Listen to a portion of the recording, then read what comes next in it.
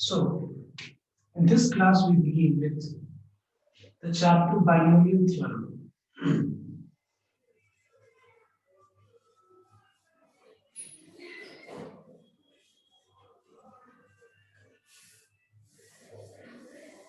Now, in this chapter binomial theorem, first of all, so first let's begin with what is binomial expression. What is a binomial expression? Let us begin with first. So, binomial expression means an expression having only two terms, an expression having two terms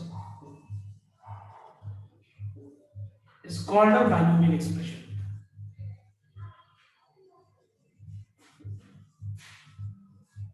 For example,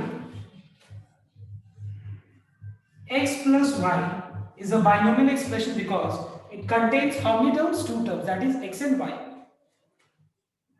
2x square plus 1 by x is a binomial expression because it contains how many terms? Two terms, that is 2x square and 1 by x.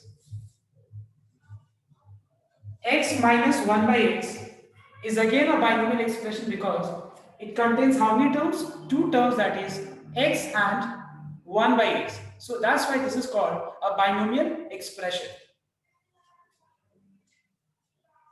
Now suppose we have a binomial expression, for example x plus 2, whose power is suppose 2. Let's take. Okay, let's take, suppose we have x plus 2 whole square. Suppose we have a binomial expression that is x plus 2 whole square. And suppose we need to expand this. You all know that in order to expand this binomial expression whose power is 2, we can apply a plus b whole square formula, which is a square plus 2ab plus b square. In order to expand a binomial expression with 3 as the power, you can apply the formula a cube minus b cube minus 3a square into b plus 3 into a b square. Alright, but if the power becomes very large, like suppose we have x plus 1 by x and the power is 10, now it is not possible to expand by learning the formula. Alright, by learning the formula as we have, expanded by applying a minus b whole cube here in this case, by applying a plus b whole square here in this case, let us learn a method, let us learn a new method using which we can derive the formula directly. So now in this class, in this chapter binomial theorem, we are going to study how to expand, what is the logic behind expansion. You'll find that there is a particular pattern. एक pattern को follow करता है expansion के वक्त. So what is that pattern? Let us learn how to expand a binomial expression. Because this way you can learn x a plus b whole square का formula, a minus b whole cube का formula. Okay, at least you can learn a plus b whole to the power 4 का formula. But it is not possible to learn a plus b whole to the power 10 or 20. Clear or not? So let us see how to expand a binomial expression with any natural power. Just say 10, 11, 12, 13, 14, anything. How to expand this, let us learn right now in this chapter. So,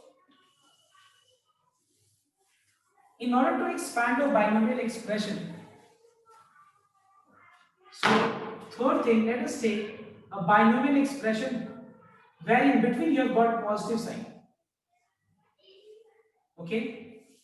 Suppose we have x plus y whole to the power n, where n belongs to a natural number. Let us see how to expand. See, first of all, everyone make sure this particular concept clear that expansion में जो term होगा, ठीक है? Expansion के बाद जो term होगा, हर एक term में तीन चीज का प्रोडक्ट होगा, ठीक है? कितनी चीज का प्रोडक्ट होगा? तीन फैक्टर्स का प्रोडक्ट होगा. What are those three factors? Number one will be NCR. Second factor will be X, whose power will be the difference of N and I. Third factor will be the second term, whose power will be the value of R. Now, what is the value of R here in this case? the value of r will start from 0 and it will continue to till n. I repeat, the value of r will start from 0 and it will continue till n. Clear? So make sure that हम लोग जब इसको expand करेंगे तो हर एक term में तीन चीज का प्रोडक्ट होगा। वो तीन चीज क्या होगा? एक कॉम्बिनेशन होगा, दूसरा पहला जो टर्म है, पहला टर्म बाइनोमियल का, उसका पावर जो है n और r का डिफरेंस होगा, तीसरा जो फैक्टर है वो क्या होगा? y, सेकंड टर्म जिसका पावर r होगा।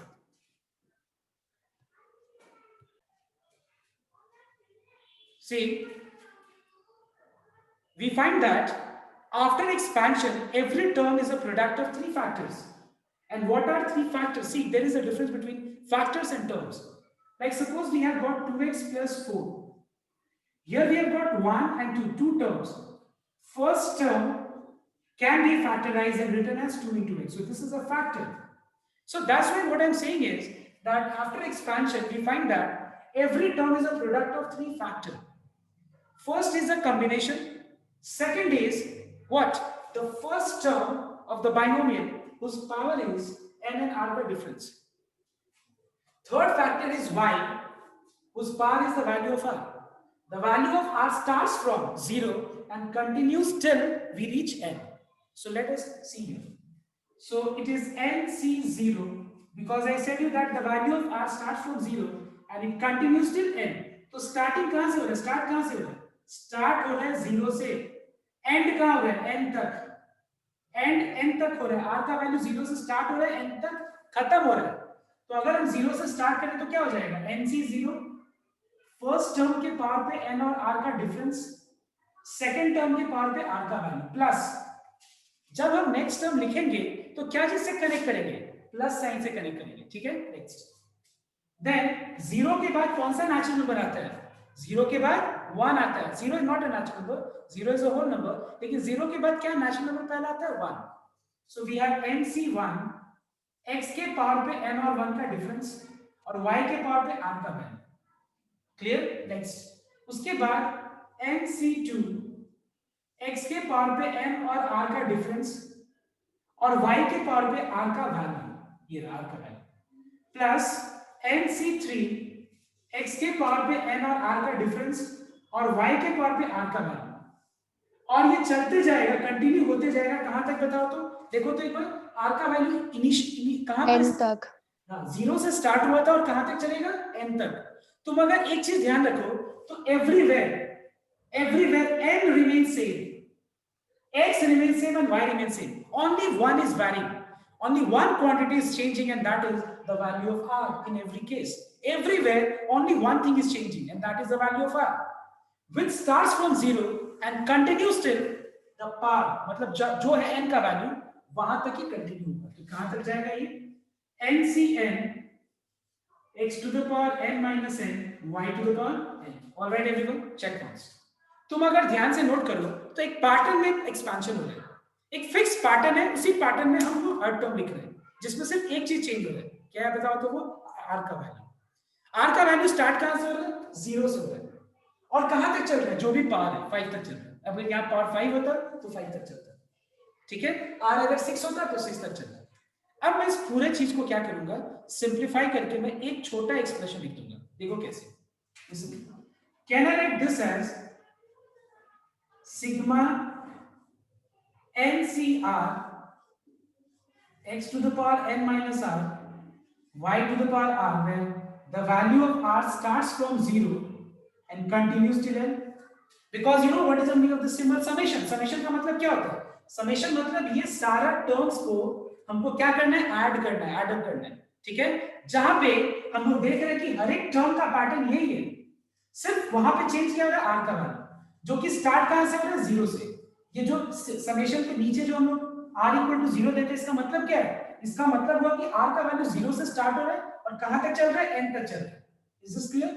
सो देखो यहाँ पे r का वैल्यू 0 लगाओ, देखो यहाँ फर्स्ट टर्म, प्लस समेशन मतलब प्लस, r की जगह 1 लगाओ, सेकंड टर्म, देखो r की जगह 2 लगाओ, थर्ड टर्म, r की जगह ऐसे लगाते जाओ, लास्ट कहां तक चलते जाएगा ये r का वैल्यू? n तक। Clear? So I want everyone to copy, and जो मैंने बोला कि हर term, every term is a product of three factors. Please analyze it and then ask if you have not understood. I'm giving you time to think. Now see.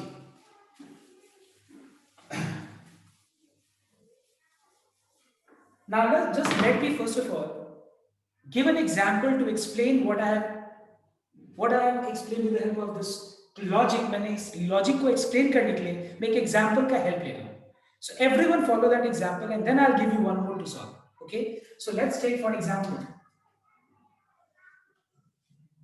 We have 2x plus 1 by x whole to the power 4.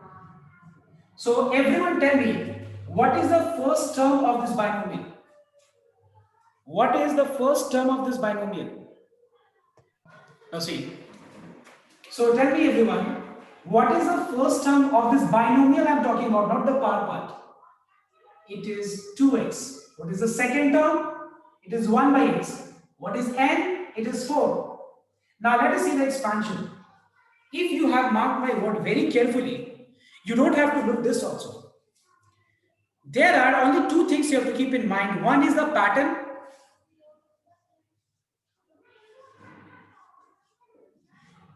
And the other is the progression. Progression मतलब start कहाँ से हो रहा है, वो progress मतलब initial value क्या है आपका 0 और चल कहाँ तक रहा है n तक रहा है. This is what you have to understand and nothing more than this. You don't have to look this also and take the help of this expansion. Clear or not? Just note down. तो होगा क्या है? NCR, R ही हर जगह change हो रहा है जो कि 0 से स्टार्ट हो रहा है. N क्या है यहाँ पर 4. So we have NCR 0, that is R का वैल्यू 0 से स्टार्ट होता है. फर्स्ट टर्म जिसके पावर पे हम लोग n और r का डिफरेंस लिखते हैं. सेकंड टर्म जिसके पावर पे हम लोग r का वैल्यू लिखते हैं. क्लियर? Plus NCR. अब r 0 से स्टार्ट हुआ तो ये एक पैटर्न में चलेगा, एक एक बढ़ते जाएगा इंक्रीजिंग ऑर्डर में. कब तक? n तक चलेगा.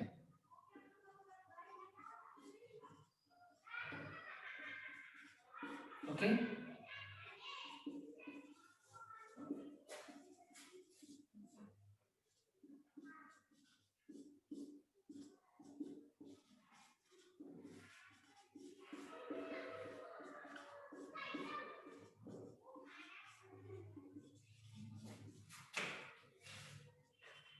All right, everyone.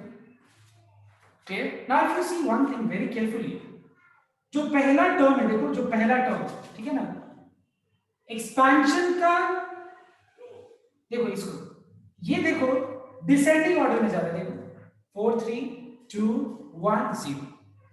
और अगर तुम ध्यान से देखो तो ये वाला 0 असेंडिंग ऑर्डर में जा रहा है. 0 1 2 3 4. देखो ये सब चीज को नोट करना बहुत इंपॉर्टेंट है. सम करना से ज्यादा इंपॉर्टेंट है ये सब चीज को एनालाइज करना, बिकॉज इसके बाद मैं एक सम तुम लोगों को दूंगा करने के लिए, फिर हम लोग इस चीज को ऑब्जर्व करेंगे कि क्या क्या ऑब्जर्वेशन है. सम एक्सपेंशन के बाद क्या क्या ऑब्जर्वेशन है वो हम लोग लिखेंगे. सो देखो ध्यान से कि जो पहला टर्म है बाइनोमियल का, बाइनोमियल इतना पार्ट है, ये तो ये पूरा बाइनोमियल नहीं, this is not a binomial. Binomial ये है सिर्फ, इसका पावर 4 है. एक्सपेंशन के बाद this is not a binomial. ठीक है, बाइनोमियल का पावर 4. तो मैं इसका बात कर रहा हूं, पहला टर्म का पावर डिसेंडिंग ऑर्डर में जा रहा है, सेकंड टर्म का पावर असेंडिंग ऑर्डर में जा रहा है. Now what is the value of 4c0? Tell me. Aastha tell me. हरिए, सबसे मैं एक एक करके पूछूंगा. What is the value of 4c0? हरिए. 1. 1. 2x whole to the power 4 is 2 to the power 4 into x to the power 4. Anything to the power 0 is 1. What is the value of 4c1?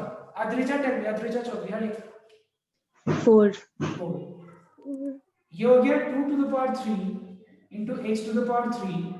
2x whole to the power 3 is 2 cube into x cube into 1 by x. What is the value of 4c2? Tell me. Akshay Joshi, tell me. What is the value of 4c2? So 2. 2. 4c2 का value 2 है. Sure? It is 6. 4c2. It is 4 into 3 by 2 into 1. Have you identified your mistake? Akshitat, have you identified your mistake? ये क्या mistake किया था तुमने? 2 बोला था तुमने आंसर. So 4 into 3 कैसे हुआ? 4c2 है ना? 4c2 है. तो क्या होगा? 4 into 3 डिवाइडेड बाय 2 into 1, यही है ना रूल? कॉम्बिनेशन जो हम लोगों ने किया था कॉम्बिनेशन चैप्टर में, सेम चीज है। 4c2 है, ये 2 है तो 4 फैक्टोरियल का 2 factor divided by 2 into 1, and what is answer? It is 6। Is this clear और नॉट? समझ में आया? तो Yes, sir. सो 4c2 का वैल्यू क्या है? 6 है। ये हो गया 2 स्क्वायर इंटू एक्स स्क्वायर, 1 का स्क्वायर 1, एक्स का square. What is the value of 4c3? Tell me. Yes. 4c3 4। 4c3 क्या होगा? 4 के बराबर होगा। 4c3 का वैल्यू 4c1 का वैल्यू सेम होगा। ये चीज तो अब समझाना नहीं पड़ेगा, because you have studied in combination that NCR equals to NCn minus R. So what is the value of 4c3? It is 4 into 2 into x into 1 by x cube. 4c4 का answer 1. Anything to the power 0 is 1. So we have 1 by x to the power 4. So what is 2 to the power 4? It is 16. 2 to the power 3 is 8. 8 4 is 32. X cube into 1 by x is x square. I hope it is clear. X cube into 1 by x. X का एक factor cut गया तो क्या बचा? x square. 2 का square 4. 4 से 24. x square cancel हो गया. 2 4 जा 8. x और नीचे x cube है तो 1 by x square बच जाएगा. This is the answer. So note down, expansion करने के बाद ये रिजल्ट है. Everyone do the next sum. X square plus 1 by x cube whole to the power 5. Do first. I just want one thing to observe, and that observation is the power here is binomial expression का power 4 है. तो एक बार गिन के बताओ तो कितना terms आए एक्सपेंशन के बाद? गिन के बताओ. 5. 1 2 3 4 5 टर्म्स. क्लियर? इसमें कितना टर्म आया बताओ तो एक्सपेंशन? 6 आया. तो मतलब एक चीज तो बहुत क्लियर हो गया कि जो भी बाइनोमियल एक्सप्रेशन का पावर होगा एक्सपेंशन के बाद कितने टर्म आएगा बताओ तो? पावर से एक टर्म ज्यादा आएगा. ये पहला ऑब्जर्वेशन है. ठीक है, तो ध्यान देना एक बार. सो observation number 1.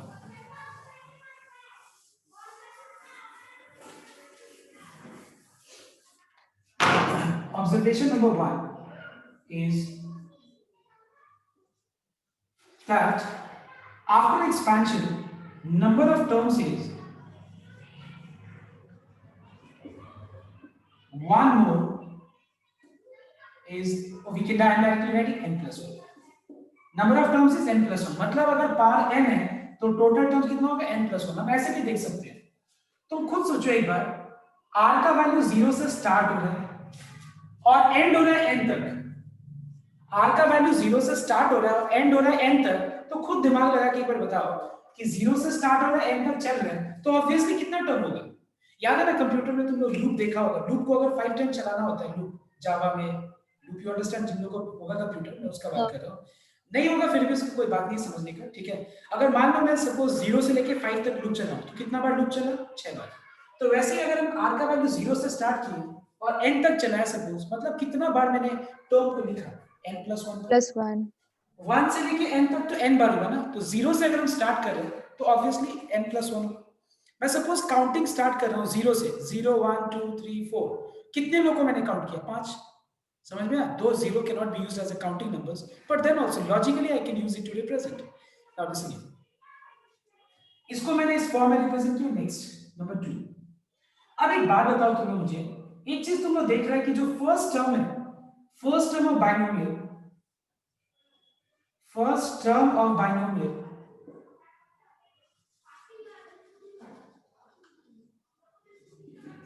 goes in descending order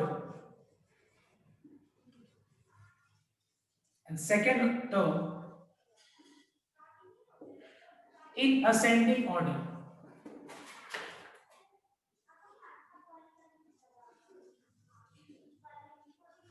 alright students, जो हम लोगों ने अभी देखा, पहला टर्म बाइनोमियल का देखो डिसेंड ऑर्डर मतलब छोटा होता जाता है, और सेकंड टर्म असेंडिंग ऑर्डर में जाता है.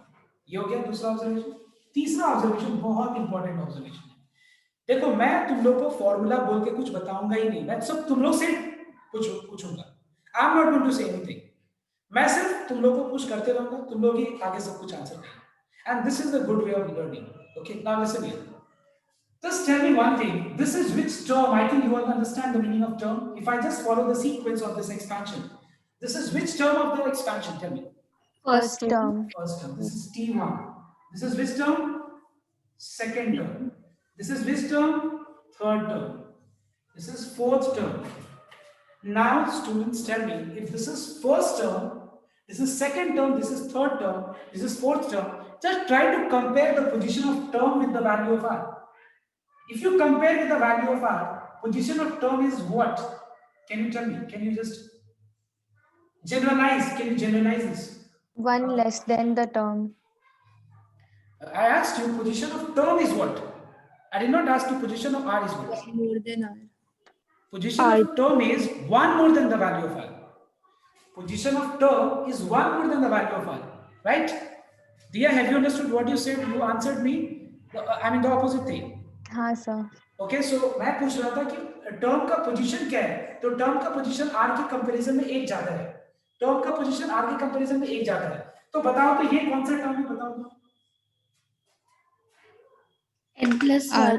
n plus n plus 1. It is n plus 1th term and it is very much clear here that the total number of terms is n plus 1. ये भी हम लोग कोरिलेट कर पा रहे हैं। नेक्स्ट, अब एक बात बताओ, क्या हम ऐसे अगर उल्टा जाए, टर्म के पोजीशन से r पे जाए, तो टर्म के पोजीशन से r का वैल्यू एक कम है, 1 है तो 0 है, 2 है तो 1 है, 3 है तो 2 है, 4 है तो 3 है। अब एक बार ध्यान दें, अगर मान लो मुझे, देखो एक बार ध्यान से एक बार बात को समझना, suppose x plus y whole to the power 100 है, तो एक बात बताओ तो तुम लोग, x plus y whole to the power 100 अगर है, तो टोटल टर्म्स कितना होगा एक्सपेंशन के बाद, बता सकते हो तुम?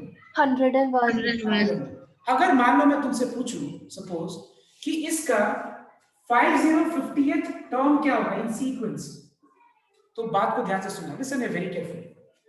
पहला टर्म में r का वैल्यू 0 है, सेकंड टर्म में r का वैल्यू 1 है, थर्ड टर्म में r का वैल्यू 20 है, तो 50th टर्म में r का वैल्यू क्या होगा बताओ तो? 49. 49. होगा तो 49। अब देखो पता है तुमको एक बात, अगर तुमको ये चीज सब पता है ना, इसको लर्न करने का कहीं कुछ है ही नहीं, ये चैप्टर ऐसा है। 50th टर्म में r का वैल्यू 49 है। अब मुझे बताओ सारे टर्म्स कितने चीज का प्रोडक्ट होता है, बताओ मुझे कितने चीज का प्रोडक्ट होता है? 3. चीज का। एक होता है कॉम्बिनेशन, एक होता है कॉम्बिनेशन, दूसरा होता है n सॉरी x जिसके पावर पे n और r का डिफरेंस होता है, और तीसरा फैक्टर होता है y जिसके पावर पे r का वैल्यू होता है। अब मुझे बताओ तुम लोग, यहाँ पे r का वैल्यू क्या है? 350 में r का वैल्यू क्या है? 49. 49 है, तो क्या मैं डायरेक्ट ऐसे नहीं लिख सकता हूँ? NCR x to the power n minus r into y to the power r, that is 49. Do you agree? Yes or no? Tell me. Yes sir. Now, so can I generalize this whole situation and can I form a formula that whichever term we want to find out, we don't have to worry. You know that every term is a product of these three factors only. And the term which we are talking about, if I compare with the value of r, I mean r को अगर हम देखें n की अगर हम r के हिसाब से देखें n का पोजीशन, तो r से n का पोजीशन एक ज्यादा है, तो यहाँ पे r है, तो ये कौन सा टर्म है? क्या मैं बोल सकता हूँ कि r plus 1 टर्म? तो मैंने ये फॉर्मूला बना दिया। फॉर्मूला क्या है समझ के तो फॉर्मूला तुमने बनाया ना, मतलब यहाँ पे NCR है, जैसे NC 0 है, r n पोजीशन क्या है बताओ तो टर्म का? 0 plus 1, 1 है तो 1 plus 1 2 है तो 2 plus 1 3 है तो 3 plus 1 4, r है तो कौन सा टर्म है? r plus 1 term. समझ में आया तो बात? Yes, tell me, is this clear? So this is the formula using which we can determine directly the term of the binomial. Let me take one more example. Suppose you have 2x square plus 1 by x whole to the power 20, suppose 2020. Now students, tell me, how many terms do we have after expansion of this binomial? 21. 21. Now if I ask you that what is 15th term, 1 5 15, can you tell me if 15th term में r का value क्या होगा? 14. Very simple, 14. 15 में हम लोग इसको लिख सकते हैं 14 प्लस 1, तो कंपेयर करें तो 14 प्लस 1 मतलब R 14 हो गया। सीधा सीधा ऐसे भी देख सकते हैं, T1 0, T2 1, T4 15 मतलब R क्या होगा 15 माइनस 1 दैट इज 14, पता चल गया। मतलब हम लोग तो उसके बाद तो कुछ फॉर्मूला याद ही नहीं रखना है। क्या होता है NCR, पहला टर्म जिसके पावर पे इन दोनों का डिफरेंस लिख दूं, सेकंड टर्म जिसके पावर पे R का वैल्यू लिख दूं, बस ये तो मिल गया डायरेक्ट 15। तो देखो बाइनोमियल थ्योरम कैसे हेल्पफुल है। एक्सपेंशन करना ज्यादा इंपॉर्टेंट नहीं है, एक्सपेंशन करके ये सब चीज को समझना ज्यादा इंपॉर्टेंट है कि ये होता कैसे। अगर तुम डायरेक्ट फॉर्मूला को रट लो तो बहुत कॉम्प्लेक्स सम सॉल्व नहीं हो पाएगा, क्योंकि तुम्हारे दिमाग में सिर्फ फॉर्मूला ही मतलब रटा हुआ है फॉर्मूला, तुमको समझ में नहीं आता है फॉर्मूला, तो फिर तुम कॉम्प्लिकेटेड सम सॉल्व नहीं कर पाओगे। सो एक बार सबको ये सब चीज कॉपी करो फटाफट, टाइम दे रहा हूं मैं, और उसके बाद कुछ भी अगर चीज तो क्लियर कर। So point number 4, suppose if you have x minus y, then let us see what are the changes. Okay, everyone just notice it.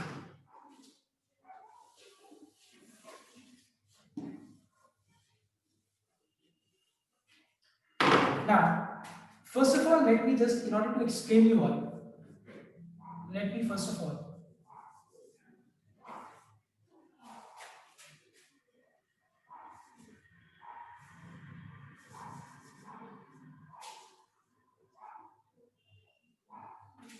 मैं यहां पे जो लिख रहा हूं ध्यान से देखना, क्या मैं x माइनस y को x plus of minus y whole to the power n में लिख सकता हूं? इसको देखो, एक ही बात है।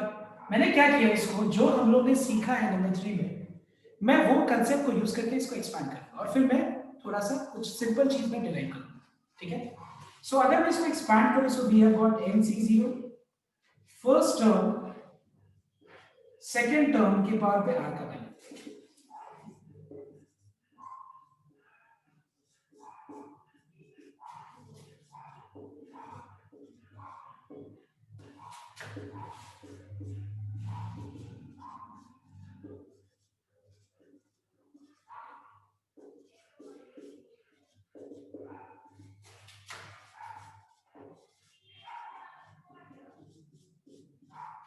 Now just tell me one thing, क्या मैं इसको लिख सकता हूं ऐसे nc0 x to the power n minus 0 into negative number का पावर अगर इवन होता है, एक बात बताओ मुझे, सपोज नेगेटिव नंबर है, ठीक है, उसका पावर अगर मान लो इवन है, तो रिजल्ट को क्या मैं सीधा y स्क्वायर लिख सकता हूं, माइनस y का होल स्क्वायर को। लेकिन अगर मान लो माइनस y का होल क्यूब है, तो उसको क्या लिखना पड़ेगा, माइनस उसके बाद y क्यूब। चीजों को समझना है, माइनस y का होल स्क्वायर क्या हो जाएगा, y स्क्वायर, लेकिन माइनस y का होल क्यूब कितना हो जाएगा, माइनस y क्यूब हो जाएगा। डू यू ऑल एग्री और not? Yes, check once. Minus y into minus y into minus y is minus only y cube, but minus y written n times which is even times, so I can simply write y square. तो एक बार ध्यान देना, 0 is considered to be even only, ठीक है, 0 को हम क्या consider करते हैं, even। तो क्या मैं इसको लिख सकता हूं y to the power 0 minus y to the power 1, 1 odd है तो क्या लिखेंगे, माइनस बाहर आ जाएगा और माइनस प्लस माइनस हो जाएगा, माइनस y का होल स्क्वायर, इवन है तो रिजल्ट पॉजिटिव हो जाएगा। यहां पे ऑड है तो माइनस बाहर आ जाएगा, तो माइनस प्लस माइनस। अब एक चीज बहुत क्लियर हो रहा है, क्या चीज क्लियर हो रहा है, देखो एक बार, तुम अगर पैटर्न को देखो तो पहले 0 आया, इवन है तो साइन क्या है, पॉजिटिव, 0 के बाद 1, 1 ऑड है तो रिजल्ट क्या है, नेगेटिव, 1 के बाद क्या आएगा, 2, 2 इवन है तो क्या आएगा, पॉजिटिव। देखो ऑड है तो नेगेटिव, क्योंकि तुमको पता है कि जो इवन या ऑड किस पे डायरेक्ट चल रहा है, तो किसके पावर पे आ रहा है, किसके पावर पे रेज हो रहा है, सेकंड टर्म, और सेकंड टर्म क्या है, नेगेटिव है। तो हमको पता है कि अगर ऑड है r का वैल्यू, तो फिर वो रिजल्ट नेगेटिव लिख दो डायरेक्ट, और अगर इवन है तो रिजल्ट पॉजिटिव लिख दो। सो कैन आई से this way that if 0 is even, it means the sign is positive, it is odd, then give negative sign, even then positive, odd then negative. So tell me, after 3 what is the next, I mean, value of r which would come, can you tell me? Positive 4. Positive. Now the concern is कि last वाला में क्या होगा, देखना है क्या last वाला में क्या होगा, बताओ तो, कोई बता सकता है लास्ट वाला को हम कैसे रिप्रेजेंट कर पाएंगे? क्या मैं लास्ट वाला को ऐसे लिख सकता हूं, -1 to the power n NCn x to the power n minus n into y to the power n, just to keep uniformity, क्योंकि मैंने सबको ऐसे लिखा है y to the power 0, y to the power 1, y to the power 2, y to the power 3, तो last में भी y to the power n लिखा है। दूसरा बात, 0 इवन है तो पॉजिटिव, ऑड है तो नेगेटिव, इवन है तो पॉजिटिव, ऑड है तो नेगेटिव। लास्ट में तो हमको पता नहीं है ना कि क्या है, तो मैंने क्या लिख दिया बताओ तो, -1 to the power n, that is अगर ये वैल्यू अगर ऑड होगा तो ये रिजल्ट, ये साइन क्या आएगा, नेगेटिव आ जाएगा। अगर ये इवन है तो पॉजिटिव आ जाएगा। क्लियर? तो हम लास्ट में यहां पे क्या लिख सकते हैं बताओ तो, यहां पे हम लिखेंगे -1 to the power n लिख देंगे। नाउ कोई कुछ पूछ रहा था, can you just repeat? Again I repeat this step, we are finding that negative number का पावर अगर इवन हो तो रिजल्ट, जैसे कि -y का होल क्यूब, जैसे -2 का होल क्यूब सीधा को माइनस इंटू 2 क्यूब लिख सकते हैं, because 2 to the power 3 is what 8, तो -8 आ जाएगा। और -2 होल टू द पावर 4, ये नेगेटिव नंबर का पावर अगर इवन होगा तो रिजल्ट डायरेक्ट क्या लिख सकते हैं, 16, that is 2 to the power 4। तो कोई भी नेगेटिव नंबर का पावर अगर ऑड है तो रिजल्ट नेगेटिव आएगा, इवन है तो रिजल्ट क्या आ जाएगा, पॉजिटिव। तो वही मैंने यहाँ लिखा है, नेगेटिव का पावर इवन है पॉजिटिव, ऑड है तो negative, negative into positive negative होगा, इवन है तो पॉजिटिव, तो पॉजिटिव जब हट, ये नेगेटिव हट गया तो साइन प्लस ही रहेगा। और यहाँ पे अगर -1 y to the power 3 है, ऑड है तो नेगेटिव बाहर आएगा, तो माइनस इंटू प्लस क्या होगा, माइनस हो जाएगा। This is what I explain. Okay, और ये चीज को मैंने क्या बोला कि इस पूरे चीज को हम जनरलाइज करके लिख सकते हैं कि 0 इवन है तो पॉजिटिव, ऑड है तो नेगेटिव, इतना कुछ दिखाने का जरूरत नहीं है, डायरेक्ट तुम एक्सपेंड करो। x - y whole to the power n है तो n से 0 फर्स्ट टर्म के पावर पे इन दोनों का डिफरेंस, सेकंड टर्म के पावर पे r का वैल्यू, और अगर r इवन है तो पॉजिटिव लगा, तो नेक्स्ट ऑड आएगा तो नेगेटिव लगा, इवन है तो पॉजिटिव, ऑड है तो नेगेटिव, दैट्स ऑल। और लास्ट में हम लोग को पता नहीं है कि r का वैल्यू क्या है, क्योंकि r का वैल्यू लास्ट में n होगा, you know that r starts from 0 and continues till n, n क्या हमको पता नहीं है, तो -1 to the power n दे दिया। क्यों? क्योंकि अगर मान लो n का वैल्यू सपोज ऑड होता है तो नेगेटिव साइन आ जाएगा, अगर इवन होता तो ये पॉजिटिव बन जाएगा, तो साइन पॉजिटिव रह जाएगा। Okay, copy down it. Tell me everyone, if you have minus n between, how can you, I mean, how you are going to write this? Anyone? Yes, anyone? Okay. So -1 to the power n. -1 तो तुमने सही बोला, n गलत बोल दिया, थोड़ा सा check करो, क्योंकि अपने लोग प्लस माइनस क्या चीज को देख के डिटरमाइन कर रहे हैं, n को देख के डिटरमाइन कर रहे हैं या r को देख के डिटरमाइन कर रहे हैं? R. तो r बची, वो अलग बात है कि लास्ट में r का वैल्यू n के बराबर है, ठीक है। और तुमको पता है कि प्लस माइनस को रिप्रेजेंट करने का सबसे सिंपल तरीका है -1, क्योंकि इससे वैल्यू चेंज नहीं होगा, पावर अगर इवन आएगा तो प्लस हो जाएगा, ऑड आएगा तो साइन नेगेटिव आ जाएगा, तो साइन को हम क्या कर सकते हैं, -1 से रिप्रेजेंट कर सकते हैं। पावर ऑड होगा तो साइन नेगेटिव होगा, और इवन होगा तो साइन पॉजिटिव हो जाएगा। ये सेम रहेगा नंबर ऑफ टर्म्स, ये भी सेम रहेगा, यहां पे चेंजेस आएगा, क्या बताओ तो, टर्म में, टर्म साइन क्या होता है प्लस, अगर इवन होगा तो माइनस, जब ऑड होगा तो यहाँ क्या एक चेंज आएगा, -1 to the power n. Again not in r, r पे डिपेंड करता है ना साइन, ठीक है। तो सर उधर जो समेशन में लिखा है तो आप वो -1 to the power n sorry, लिखा है। मैंने r लिखा था गलती से n, मतलब बोला r था पहले, उसने करे अंबिका ने बोला था n, मैंने करेक्शन करवाया r होगा, गलती से मैंने n, so this is the thing. So I'll show you one expansion of if you have minus n in between, and then you'll do one, and then today's class is over. Copy करो पहले. Now let us take one sum. Suppose we have 3x minus 2 whole to the power 4. So we know that we have The value of x is 3x, the value of y is 2. Expansion के बाद total 5 terms आएगा. So you know that it is NCR. First term whose part is n and r का difference. Second term whose part is the value of r. As r is even, so give positive sign.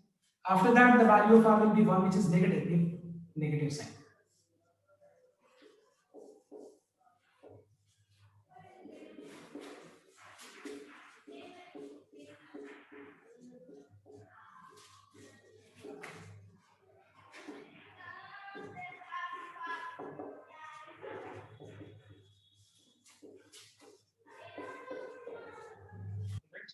And then just you have to do the calculation. The value of 460 is 1, anything to the power 0 is 1.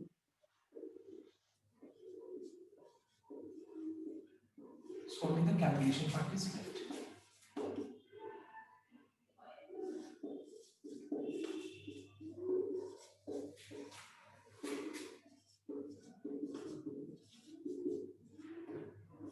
Okay, just multiply, get the answer. Now I want everyone to solve after this. Now I think you all will be able to solve. Okay, ऐसा कुछ problem नहीं होगा. ये एक बार copy कर लो.